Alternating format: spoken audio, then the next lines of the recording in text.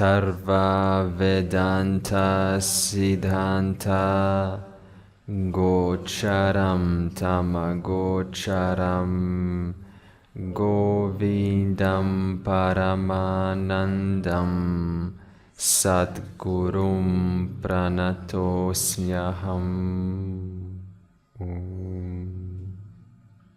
Welcome back. Let's continue the inquiry on a section of who you are. And these are three defining words that we are going through. We started with Satyam.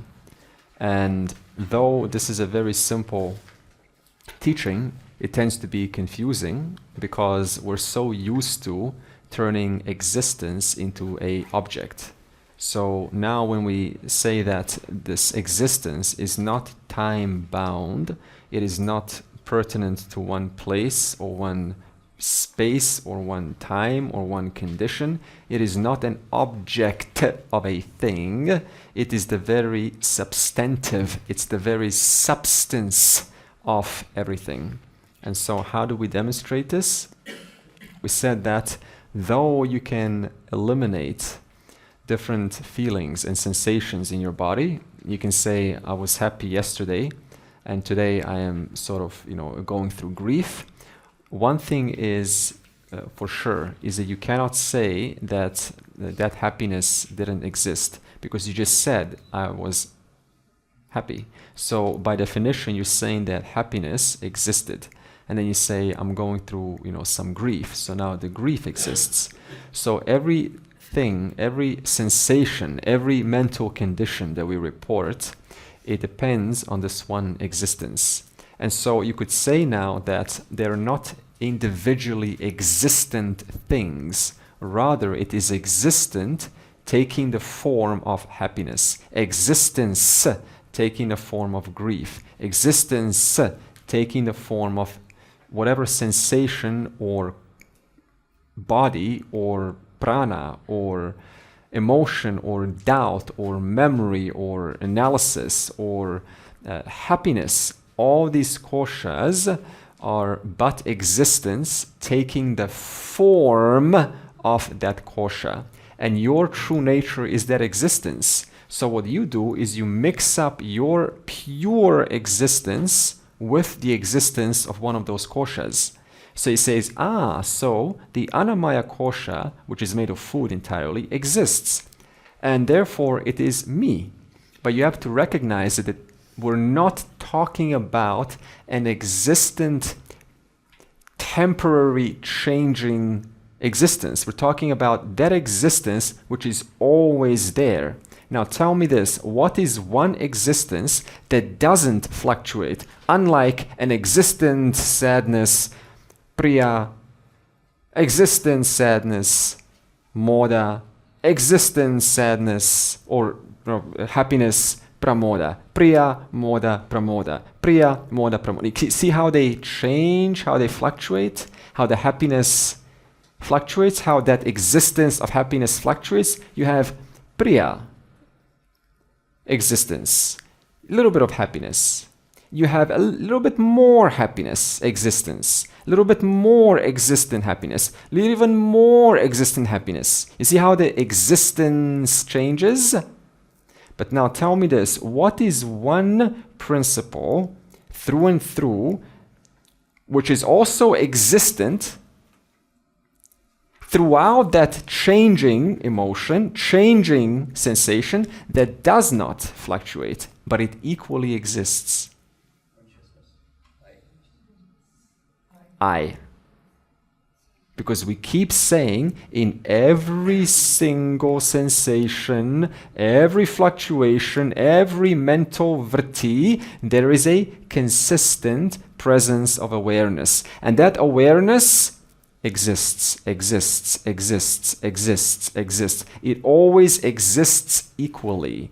That's why we keep saying this is not a time-bound existence. It is your very awareness. If there is one thing that you can say equally, persistently, constantly exists, never changes, is never not present, it is I.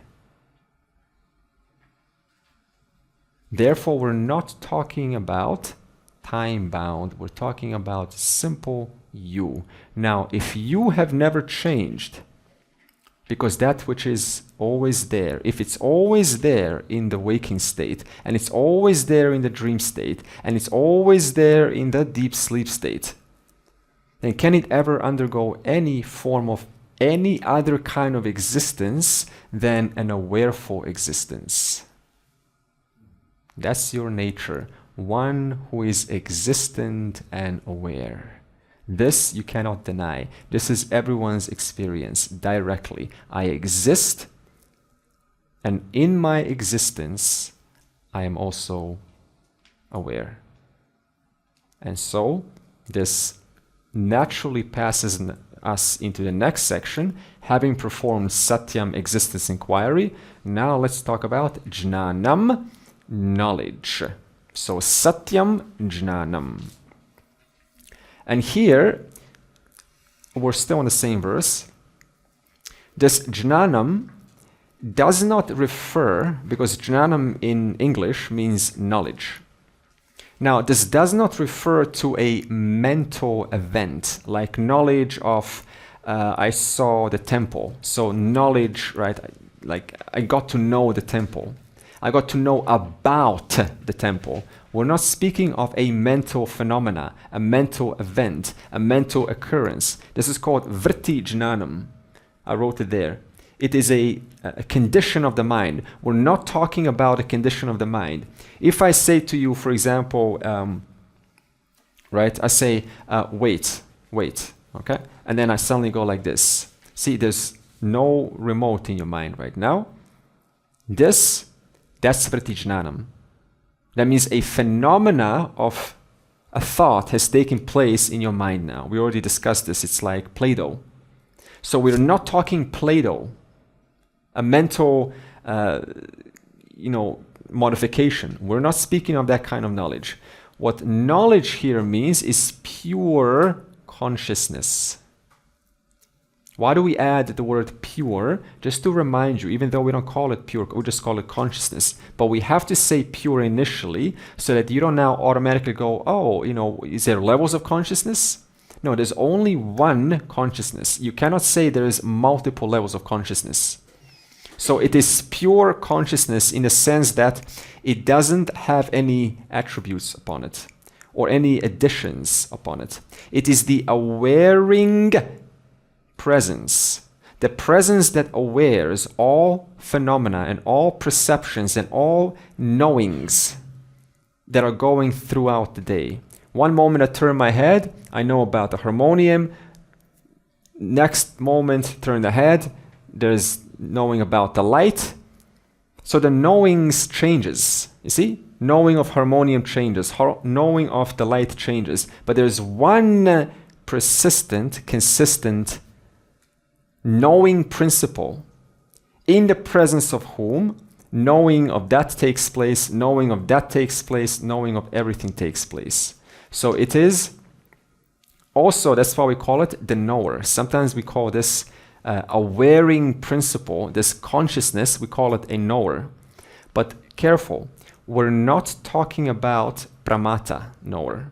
That means the knower that is changing. Like I said, when you look at one object, and then you feel a certain emotion. So now this knower is filled with an emotion. And then you turn towards another object, like someone that you love, and now this knower is filled with another object with a different kind of emotion. We're not talking about that knower. That knower constantly expands and contracts, depending on what they see, who they're associated to.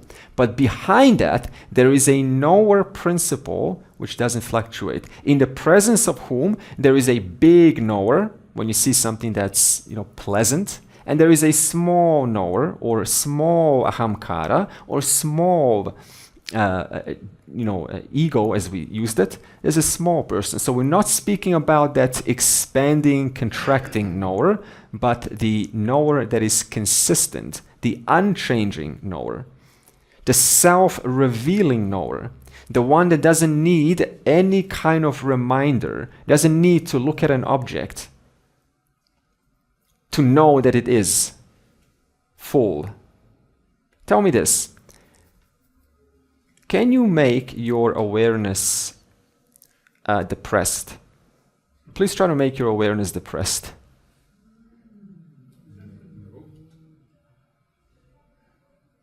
Can you do that? What can you make a little bit down? What can you do that? You can do that to your emotion. Can you make your awareness happy? Really happy? Can you do it? Because if you were to do that, then I'll say, who knows about that happiness? Do you know about that happiness, or the happiness knows about you? And you say, I know about the happiness. So that means the happiness is just an object known to me. It has no bearing on the awareful presence. Thus, this awaring presence we speak of is what's called Swayam Prakasha. It is self-revealing. Please try to not be conscious right now. Your best. Give it your best. Don't be conscious. Now, and then I say, how was it? And you say, oh, it was like a little bit of a coma or dizzy state. Ah, so this means you were there. You were there observing your mind being unconscious. So it had nothing to do with you consciousness. You're just talking about your mind. Therefore, we can do everything you want to your state of mind. You can make it big, you can make it small, you can make it lovely, expensive, divine, but you cannot do anything to your consciousness.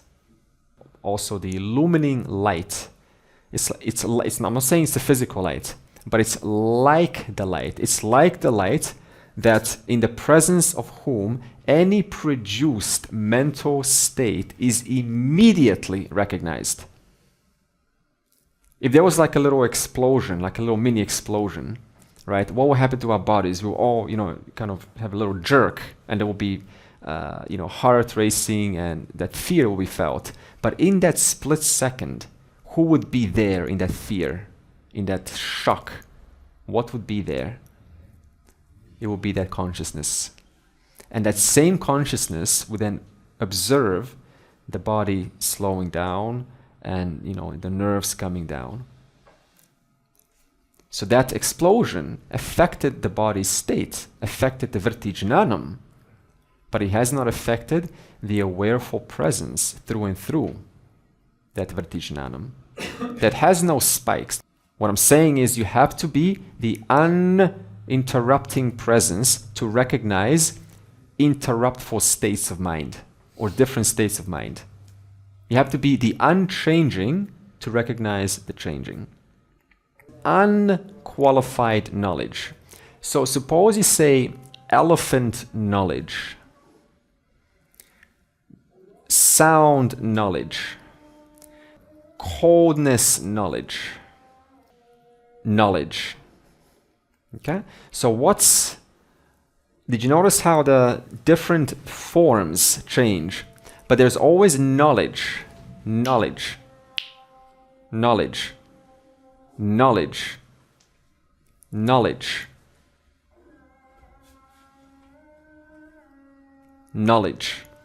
Okay? So knowledge continues. That uninterrupting knowledge of this moment.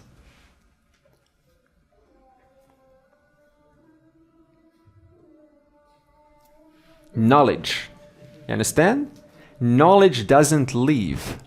That's why we say it's unqualified knowledge. It's that pure knowledge aspect, pure knowledge principle that doesn't get qualified by anything, but in the presence of it,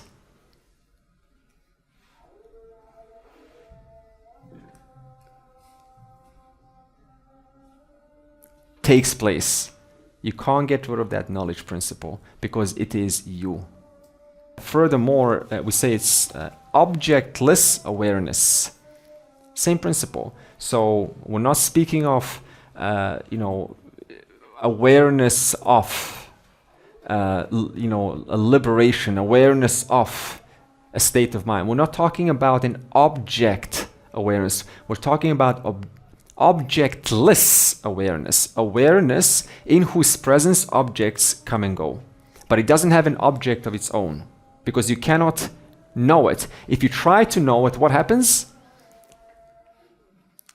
Then in the presence of knowledge, there is a Vijnana Maya Kosha illumined, which is trying to know it. I want to grasp it but it keeps on slipping like soap. Why? Because it cannot be grasped. In fact, the more one tries to grasp it, the more the intellect tries to grasp it, it doesn't have any bearing on awareness. In the presence of awareness, there is a recognition that there is a fool who's desperately trying to grasp that which can never be grasped. That is awareness. Awareness which watches the intellect desperately trying to get it, to understand it. It is that witnessing presence, in the presence of whom the emotions are frustrated, the intellect is saying, I'm not getting it, and then that thought is going away, and then a call comes up, and then it interrupts your state of mind, and then it's time to eat the food, and then it's time to go to the temple, and then time to lay on the bed, and then come back to the class, and then even listen to the course, a discourse about it, and all throughout awareness, knowledge, satyam, jnanam. That is your nature. And that will never end. It will not end. It cannot end. The body ends. The body has ended many times, even today. You just didn't see it. Cells have died. You don't feel dead. You feel there's a continued presence. Thoughts have died. One fine day, the heart will stop. The brain will end. But that knowledge of I am, the existent of wherefore one, this will never end. Because it happens to be the substance of everything. If you were to end, the entire universe would end. After you recognize that pain and joy and sorrow and grief and all things that are going on, they are a product of your five koshas, or should we say the physical body and the subtle body. It's another way to say it. Once you know that, is anything going to change? Your relationship to it would definitely change. Yeah. But does it mean that there will be no more pain and sorrow? No. So we just have to be realistic about it. It's just that the relationship changes. It is happening to the body and it's not pleasant. Nobody likes pain. Nobody likes a sore back, etc., etc. But the thing is, the relationship, having known that this is a product of the body, supposed to do that, you cannot stop it because that's your prarabdha karma and you are yet to live out many more pleasant and unpleasant things in life. This is how it is. We can't stop it. It also gives you that shock absorber. I can't bear this and I need to bear this. In fact, most likely you bear it one more life and that's it, ideally. You can bear it because you've been bearing it for beginningless time. You definitely can bear it one more life. The word anantam, so satyam jnanam anantam. Now this word, as we said, is very important because without this word, you will naturally take those first two words and you will try to confine them to space and time. Like I am an existent thing within 80 years. I'm an awareful thing within 80 years. But Anantam says, you are not that which is limited by time. That means there's no point ever when your true nature of existence and awareness, or existence and consciousness began. There was never a time when you began, where you were like created by some God. They say you were fashioned, but it's not you who are you. Your body was fashioned. But we're speaking about your true nature. So if you never began, you were never created, that means your nature is beginningless, then can that nature end? No, because only what's created can come to an end. But you were never created. You always existed. You were always here and now, in this moment, just wearing this suit for a moment, for a very short amount of time.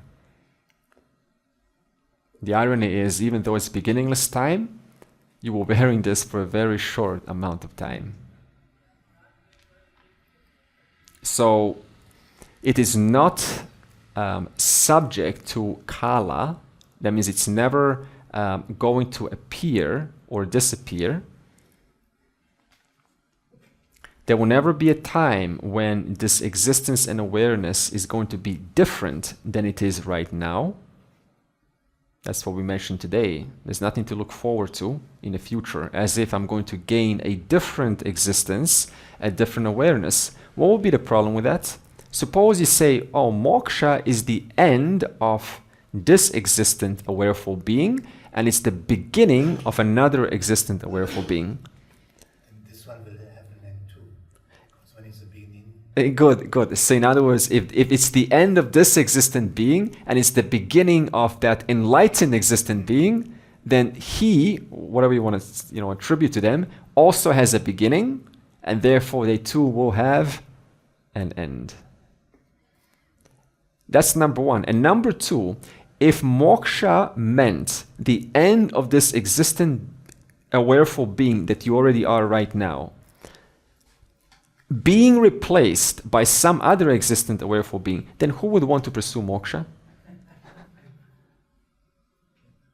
You don't want to get rid of yourself. You are the most precious thing in the entire universe to yourself. You value yourself more than anything. You don't want to go out of existence. So then how can moksha be the start of some entirely different being? Now another argument is, no, that's not what we're saying. What we're really saying is moksha isn't it. I'm right now going to attach myself to some wonderful bliss. But what are the three golden rules?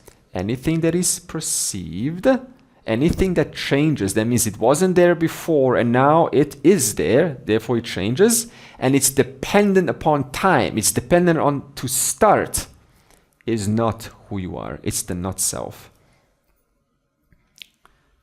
Therefore, there will never be a time, ever, before moksha and after moksha, when you are not this being already. You will always be this conscious, awareful being. There will never be anything else but this. So then how can you lose anything? Nothing to be lost. Only suffering to be, anxiety to be lost. And everyone wants that. Because you're no longer suffering the anxiety of putting yourself in a limited being who's going to end one day. Okay, so it negates the limitation of time and of space.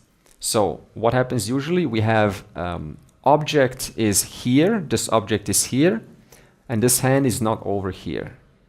This hand is over here, but it's not over there. Take any object. If it's over there, it's not over here, right?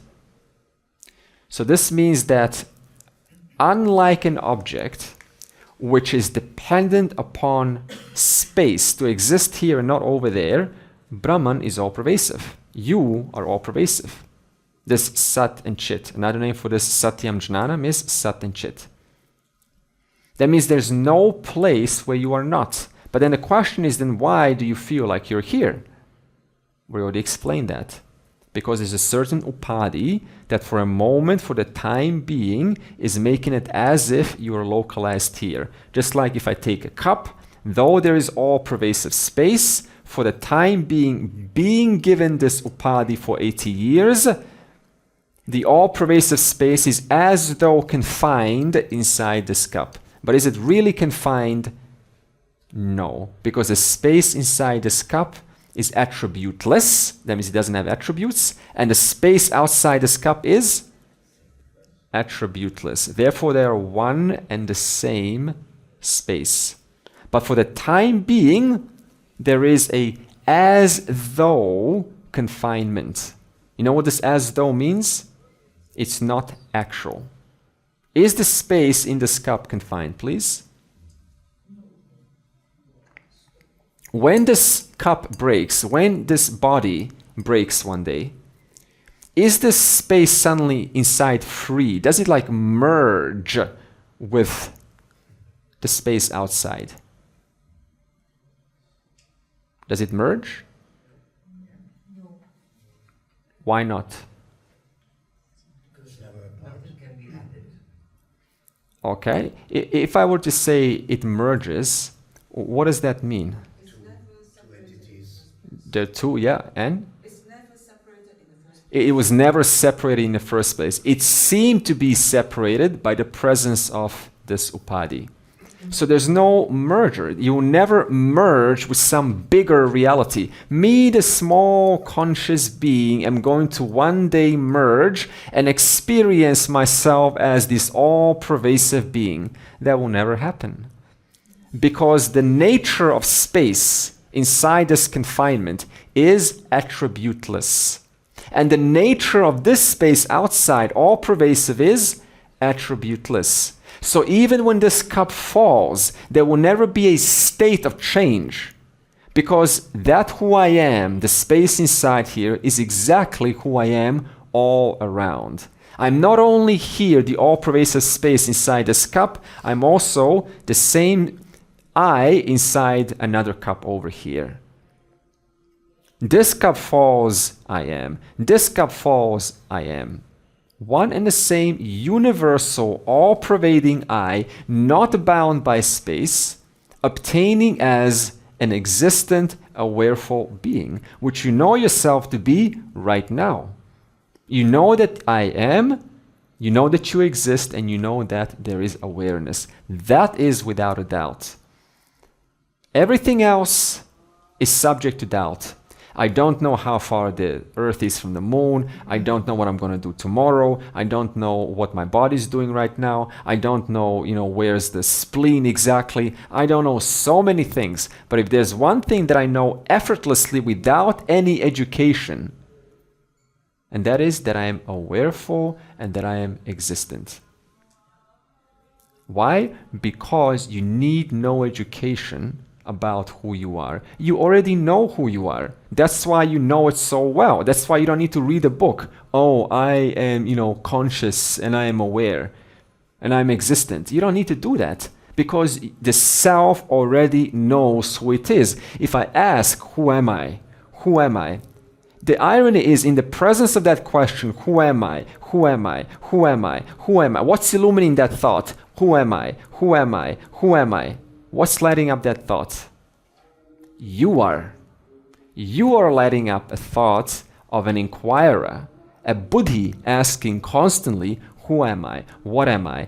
There's always uninterrupting, unbroken awareness through and through that entire inquiry. So even the inquiry has no bearing on the self. The self is already here and now. Okay? So it is not limited by time, nor by space, nor by an object. Okay.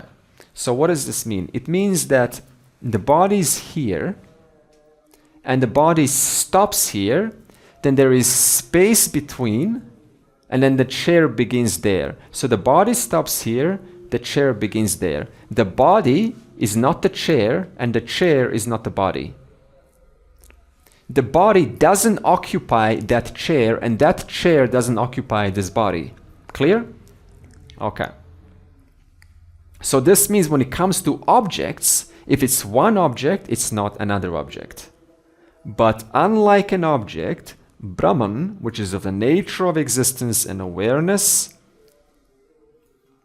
it obtains as all objects. It obtains as a body, it obtains as the space, it obtains as the chair, it obtains as the sound, it obtains as everything. Therefore, it is not confined to one object. It is the substance because of which all objects are. That chair exists, doesn't it? Existence in the form of a chair, existence in the form of space, existence in the form of a body. And what is Brahman? What is that final reality? It is existence awareness itself. Therefore, Brahman is not limited by time. There will never be a time when Brahman starts, when you start, when you, who you are, starts. That will never happen. There will never be a time when you will suddenly be someone when you move to a different location, like move to heaven. Oh, now I am enlightened. You see that problem there? Let's travel to a loka, because the loka is a special place where enlightenment is possible. Enlightenment is not possible here. So I'm going to wait to die, and then when I reach a special place, when I go from this space to that space, then the fullness of who I am will activate. No. Who you are now, there will never be a time when you will be more or less than you are right now. That's moksha. That's the understanding. Everything else is just koshas doing their business all day long.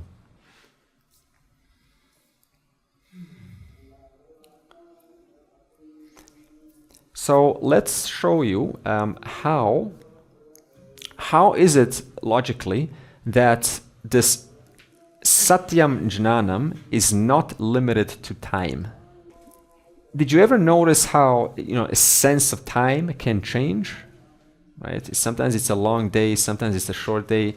So imagine you're at a bus station and you have to get to work or catch a plane here. And every second is like long, right? And for 5 minutes, you're just excruciating pain, waiting. Isn't that true? So long? Now the next day, you are having a date on a bus station.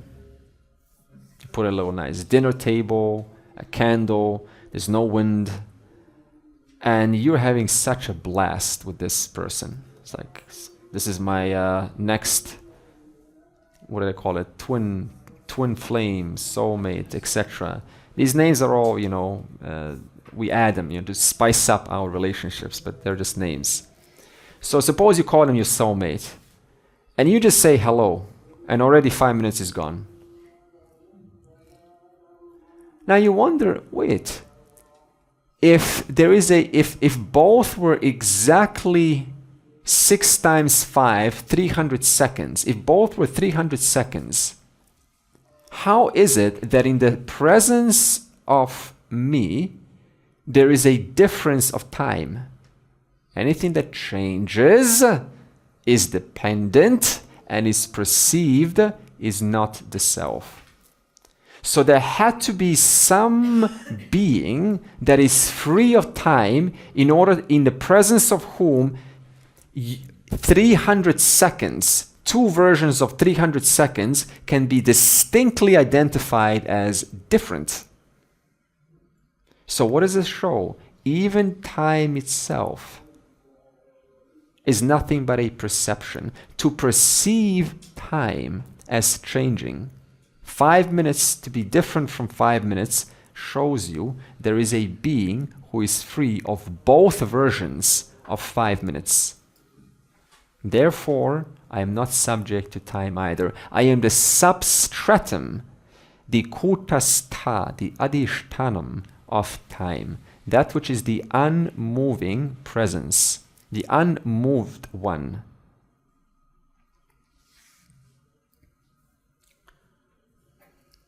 What about space?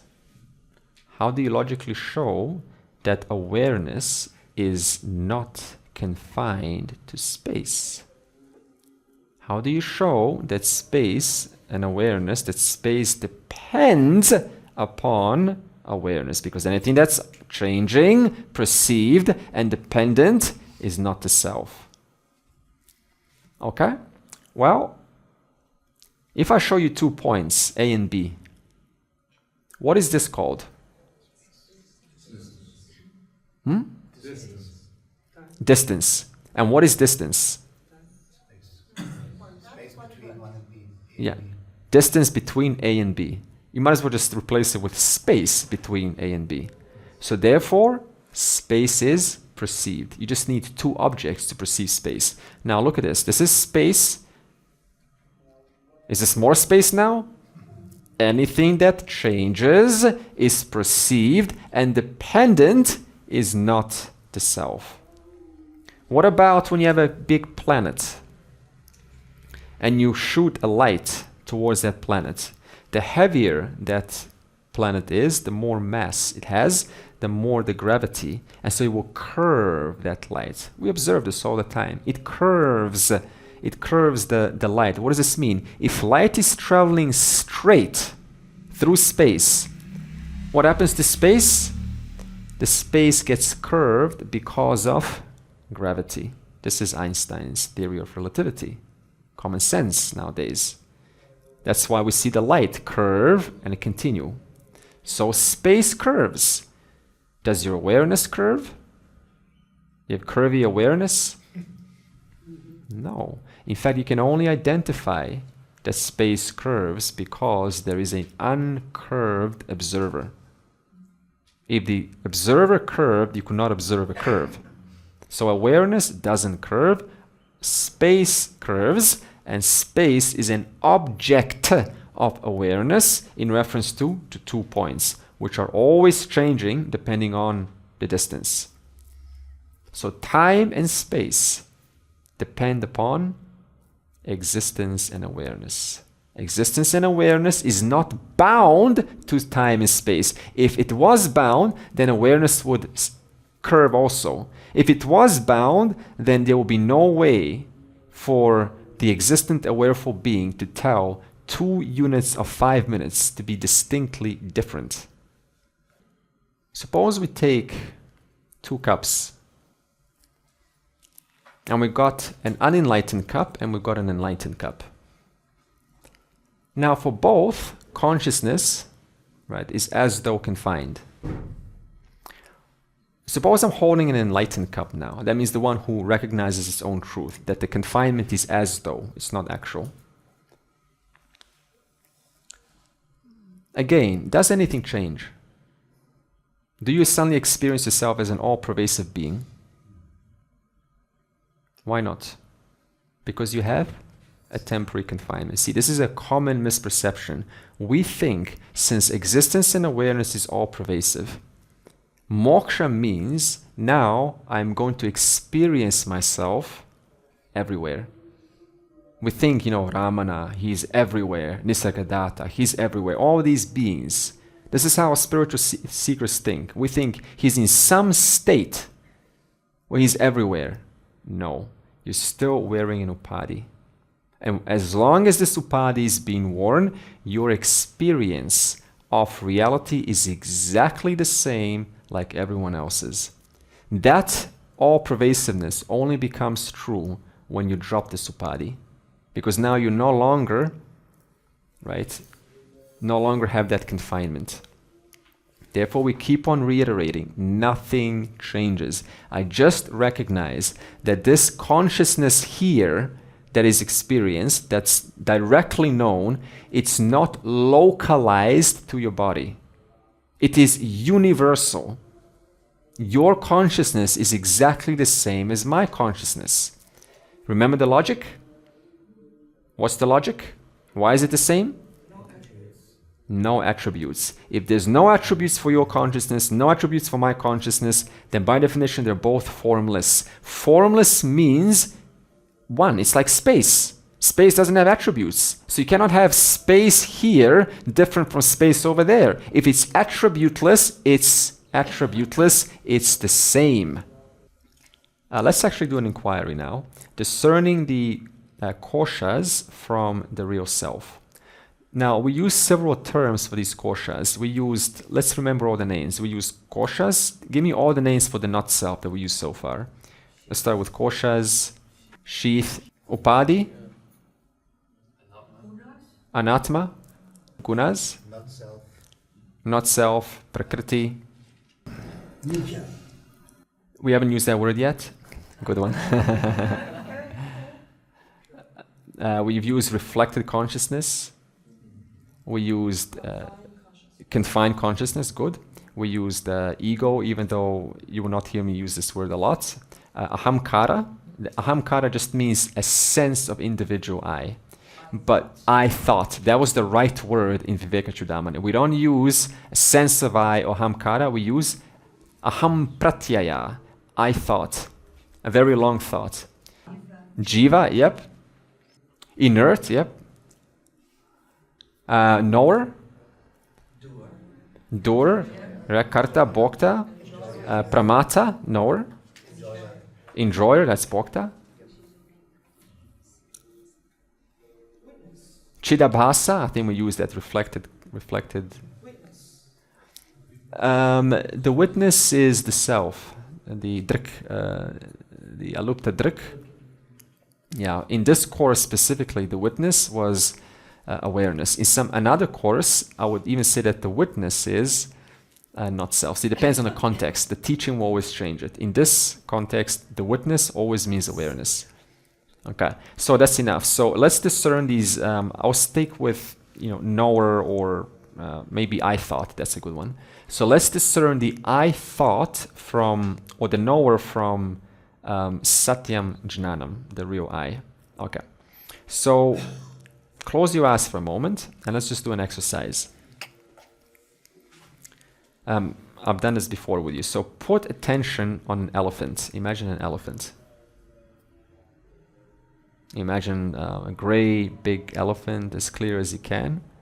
And maybe give it some movement, splashing water, some funny, comical movements. Try to feel something about it, like a humor. Like really get that emotion in.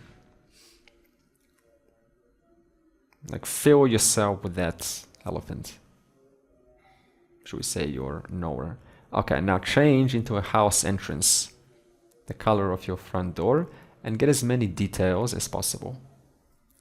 Maybe there's stairs or how hot or cold that handle is when you grab it, what sound it makes when you open, what's the wooden floor like when you look down, or whatever floor it is.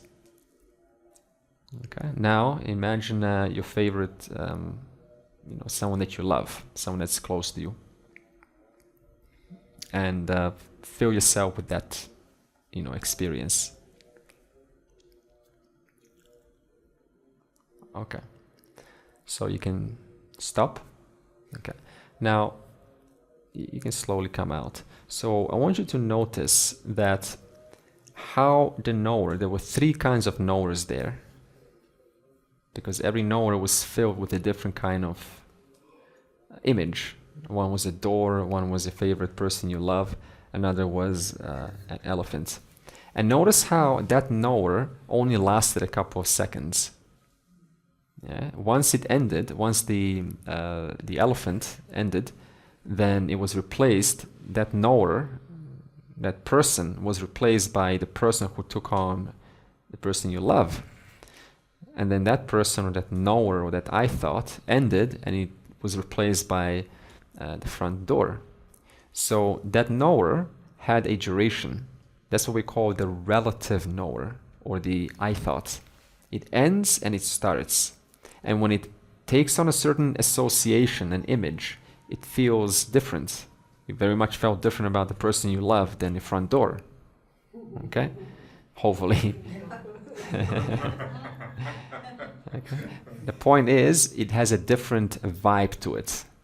that knower. So the knower not only changes by what it's filled by, the stuff it's filled by, it changes in that sense, but it also changes in duration.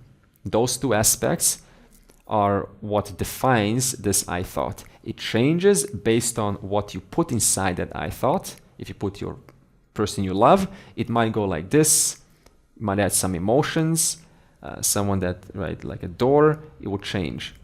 But also it doesn't last forever. So those two aspects, that is what is not self. That is who everyone takes themselves to be. That knower who assumes different roles, who assumes different conditions. But throughout that,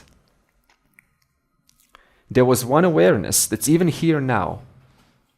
The background of awareness that was watching the knower of the front door evaporate, the knower of the person that's loved evaporate, the knower of the elephant evaporate.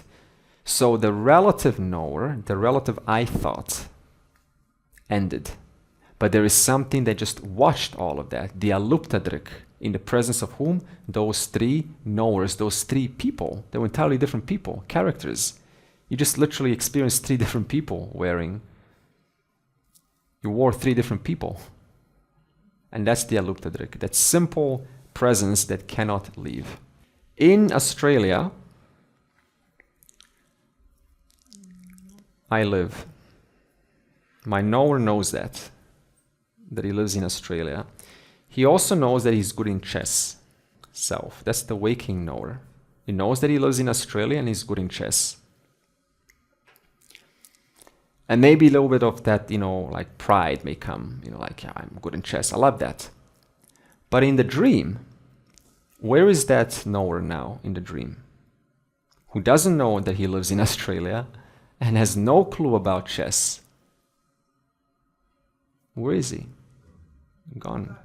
So the person that I associated myself with, that I took pride in, that I made a status about, that I talked to you about, let's play a game. Let's enjoy it.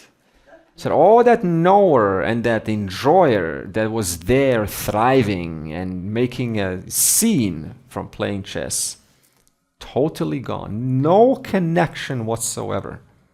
A totally different person is now in the dream, who's probably remembering a house in South Africa with his dog, playing with his dog. A little kid, actually. He went from a decent man into a kid, a different character altogether. And in the dream, he has no clue about the waker, the one who took so much pride in status and achievements. Totally different. So what does this show you?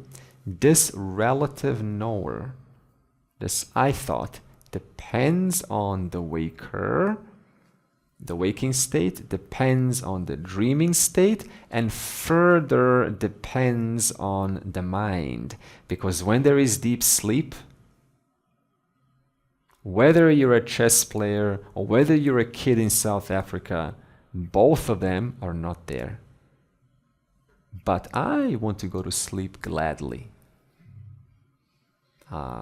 Because I am neither the waking ego nor the dreaming ego, or the dreaming knower, or the dreaming I thought, call whatever you want. In other words, the I thought gets sculpted by the memory too. So in other words, the I thought depends on the memory, depends on the situation, depends on the waking, the dream state, the deep sleep, the mind, the people around you, depends on so many things. And this is the I thought, this is the I that we take, the one that's constantly at the mercy of the environment and three states of experience and who's around us and what it's associated to. One can do a little bit better than that. It's like just constantly, just pretending to play these different roles. And yet you're the one that's free of the roles. You don't take any role. If you were taking any one of those roles, then that role would be there in the dream. So now this knower, this I thought, takes different roles. They take a role of an enjoyer for maybe 1 minute. the role of a sufferer maybe for 1 week. Wish it was the opposite, right? Yeah, this is not abnormal. This is how the matters are. Takes the role of an inquirer for maybe 10 minutes. So now it goes between inquirer, between enjoyer, sufferer,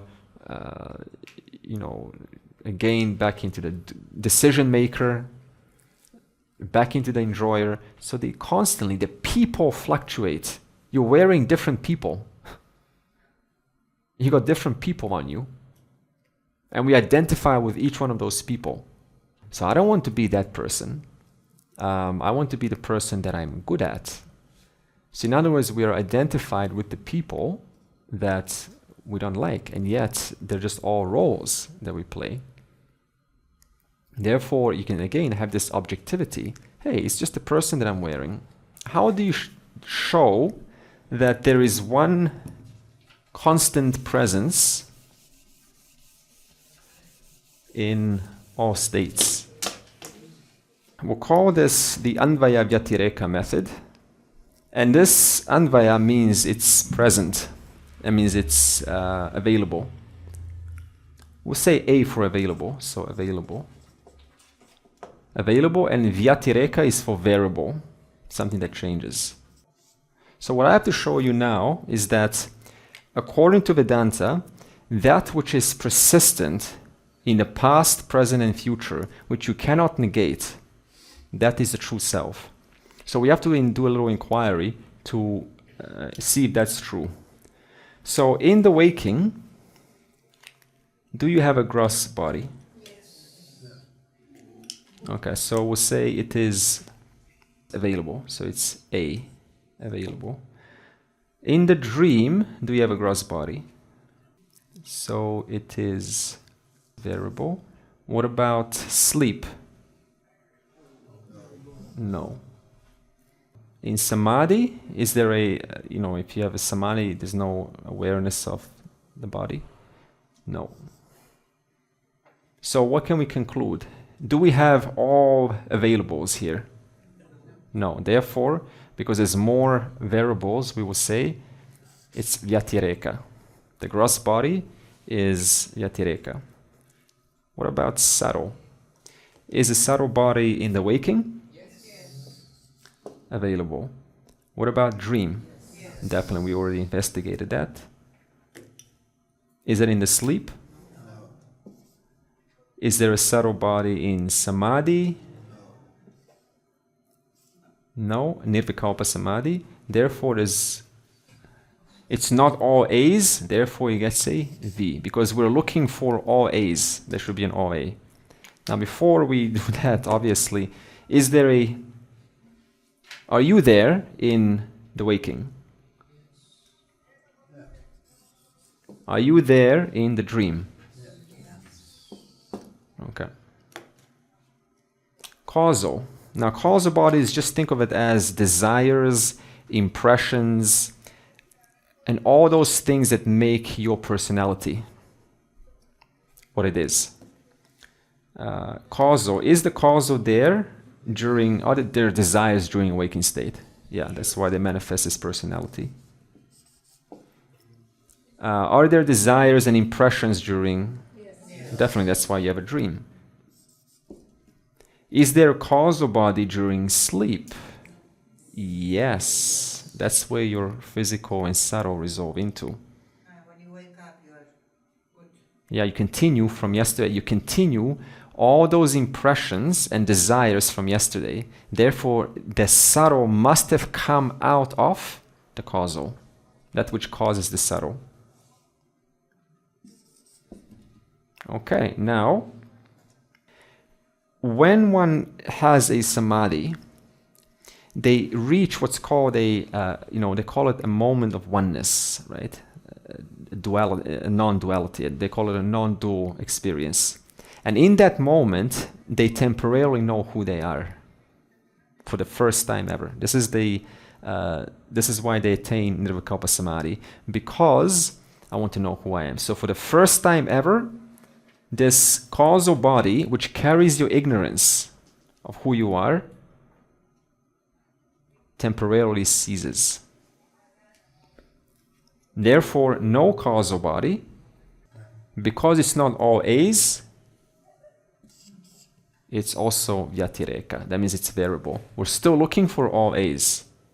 But it must be they are unmanifest, otherwise you wouldn't be able to come back after Viveka Samadhi, right? It's not fully activated, put it that way. It's in suspense mode. Yeah, that's what I meant. Yeah. So am I there during deep sleep? That's why I want to sleep. Am I there during samadhi? Yes. If you were not there during samadhi, why would you enter a samadhi? Who wants to go out of existence? You see, you only enter samadhi to be free of all those desires and all those life stories. That's the only reason. So, Anvaya, Anvaya, Anvaya, Anvaya, Anvaya. That means it's available in all states of experience. We found our A. We found our, that which you cannot negate. So this chart wants to simply show you, by looking at your experience, what is one common non-negatable principle that remains in all possible states. That's all it wants to show you. Purnamadav Purnamidam Purnat Purnamudachyate Purnasya Purnamadaya Purnam eva avashishyate. Om Shanti Shanti Shanti.